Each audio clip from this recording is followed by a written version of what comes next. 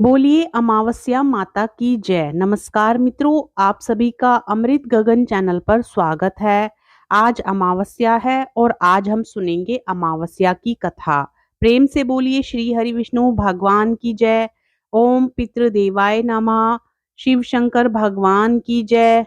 पौराणिक कथा के अनुसार एक नगर में एक राजा रहता था। उसके राज्य के लोग अपने परिवार के साथ सुखी जीवन व्यतीत कर रहे थे। राजा की रानी बहुत ही धार्मिक विचारों वाली थी। राजा के महल के सामने एक साहूकार की हवेली थी। उस साहूकार की पत्नी से रानी की घनिष्ठ मित्रता थी। एक दिन हवेली से साहूकार की पत्नी की रोने चिल्लाने की आवाज आई, जिसके बाद रानी ने कारण पूछा। राजा ने बताया कि सेठ का पुत्र मर गया है। रानी हर दुख से वंचित थी, इसलिए वो राजा से पूछती है कि ये दुख क्या होता है कि सेठ की पत्नी इतना रो रही है। इस पर राजा ने बताया कि जब तुम्हारा बेटा मरेगा तब तुम्हें पता चलेगा। इसके बाद रानी ने अपने बेटे को नीचे फेंक दिया, लेकिन भगवान की कृपा से वो बच गया। रानी ने फिर पूछा कि ये दुख क्या होता है। तब राजा ने कहा कि जब पड़ोसी राज्य में युद्ध होगा तब मैं उस युद्ध में अकेला ही जाऊंगा। जब तुम मेरे मरने का समाचार सुनोगी तब तुम्हें पता चलेगा कि दुख क्या होता है। रानी अमावस्या का व्रत रखा करती थी, जिसके कारण राजा भी युद्ध जीतकर वापस आ जाते हैं।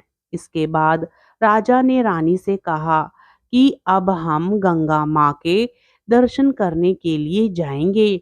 तब मैं वहां जाकर गंगा नदी में कूद जाऊंगा।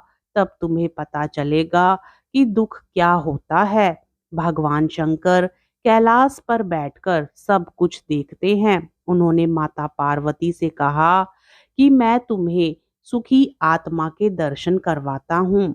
इसके बाद भगवान शिव ने बकरे और माता पार्वती ने बकरी का रूप धारण किया। वह एक बावली के पास घास चरने लगे। रानी ने उस बावली को देखा तो उसने कहा कि हम यहीं विश्राम करेंगे। रानी ने महादेव और माता पार्वती की बातें सुन ली, जिसमें महादेव माता पार्वती से कहते हैं कि रानी ने अमावस्या का व्रत किया है, इसलिए उसे इस जन्म में कोई दुख नहीं मिलेगा। इसके बाद रानी को सब कुछ समझ आ गया और उसने राजा को सारी बात बताई। ऐसा माना जाता है कि अमावस्या का व्रत रखने से इंसान के सभी जीवन के सभी संकट और दुख दूर हो जाते हैं। अमावस्या के दिन नदी स्नान और तीर्थ क्षेत्र में स्नान दान का विशेष महत्व है। इस दिन जातक को यथाशक्ति दान करना चाहिए एवं योग्य दुखी पात्र की अपने हाथों से सेवा करनी चाहिए। ऐसा करने से सभी मनोरथ संपन्न होते हैं। इस दिन भगवान विष्णु की पूजा और पितरों का तर्पण भी किया जाता है।